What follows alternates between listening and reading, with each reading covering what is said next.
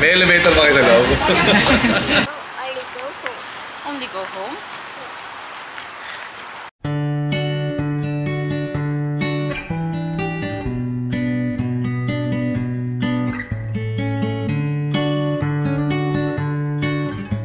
Oh, there is. Where are you going? Yes. There? Yes. With your fitness baby.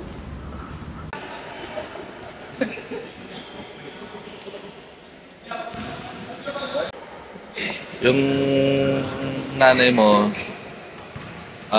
sobrang active. Lahat ng libre gustong puntahan. Si Rizal, mag-isa lang siya doon. Mag-isa lang siya doon, libre. Hindi naman libre, free training, free assessment. Free assessment. Tignan natin kung future gilas to. Baka grabe ka naman sa free. After ng unang session, may bayad na, no? May bayad na ba yan? Oo. Sumasagot naman, no?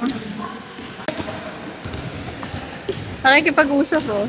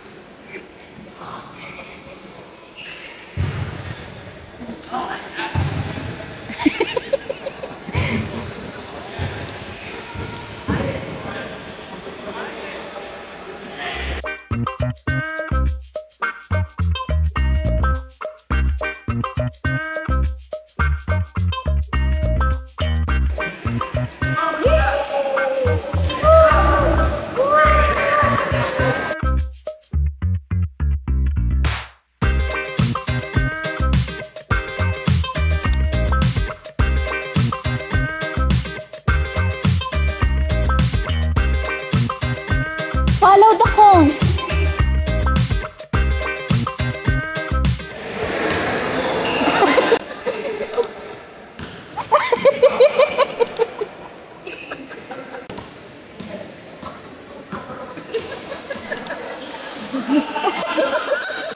Oras kasi yan. Tulog. Ay, hindi na ito talaga, be.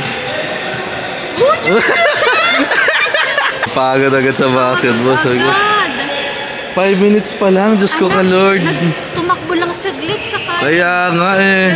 Oh, ayun na yung mga classmates mo. Ready na lahat. Oh, ikaw na lang ang hinihintay. Oh, just look at your classmates. Ali, look at your classmates. Ayaw talaga. Ay, mami, let's eat the chocolate. Let's eat the biscuit. Dali na. You play na. Okay. Oh, you play na lang. Okay. It's hot. Yes, it's hot. Ayan. Paalis na po kami ng Amity School dahil fail ang unang try niya ng basketball. After 5 minutes, tumakbo na papunta sa amin, ayaw na daw niyang maglaro. Paalis na kami, buti na lang free yung unang try. Walang bayad. Ngayon lunchtime na, so hanap na lang muna kami ng kakainan. See ya! Nandito kami ngayon sa The Catch Seafood Grill dahil nag-ocular visit kami para sa gagawin naming baby shower. Let's see kung matutuloy yung baby shower. So, dito na rin kami magla-lunch. So, 2-in-1, nag-ocular visit for an event place, saka yung mga party packages nila. And at the same time, dahil gutom na kami, dito na rin kami magla-lunch. I think this is our first time eating here in The Catch. So, check natin yung food. Yung current na ayos for 40 daw. Pero kapag ginawang for 50, magagawan daw nila yan ng ayos. Hello. Let's go boundaries.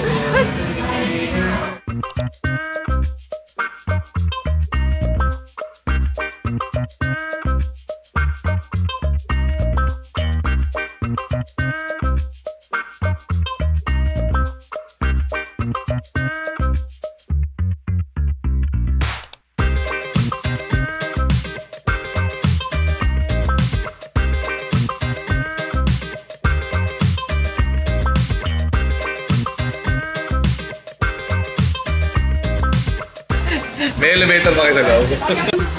Ay, dito mo yung kitchen namin sa taas po. Sa taas? Okay.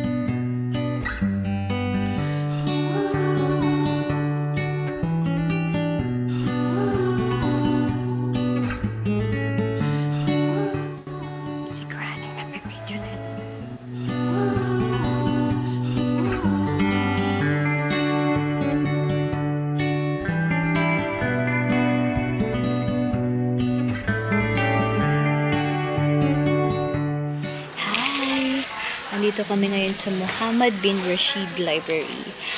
Biglaan, wala to sa plano. Sabi na kapag yung asawa ko walang masyadong hanash sa trabaho, basta ang siya nag-drive, mapaayos ka or hindi, kung saan yan pupunta. Sabi ko, pupunta ako dito sa Muhammad bin Rashid Library kapag nakaayos ako, yung aura ka, ganyan. Library to sa aura. Malaki siya, oh. Parang ilang floors ata to. Siguro 6 to 7 floors.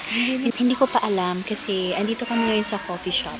Bawal pala yung kids below 5 years old. And kasama namin si Rich Carl ngayon. And buti na lang tulog siya. Pwede yung mga kids below 5 years old sa coffee shop. So, andito kami ngayon sa coffee shop. Hindi pa namin naikot yung library. So, iiwan muna namin si Rich dito sa saka si Granny. So, kami muna yung iikot sa library. And then, I'll let you know. Tahimik lang tayo. Baka kasi bawal maingay.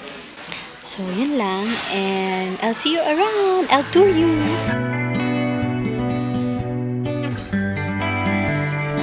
Ano yun, sir? Alam niyo ba ano? Kuya Kim.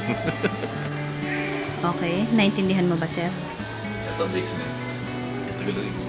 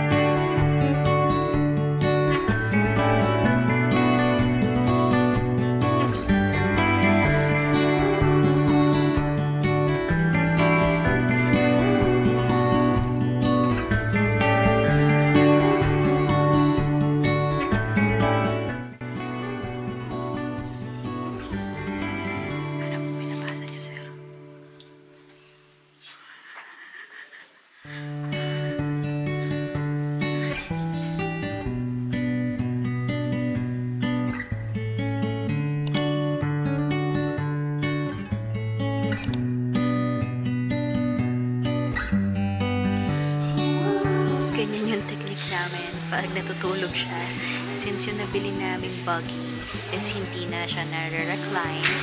So, whenever he's asleep and then kumakain kami sa labas, ganyan na lang namin siya ginagawa para nakahiga siya.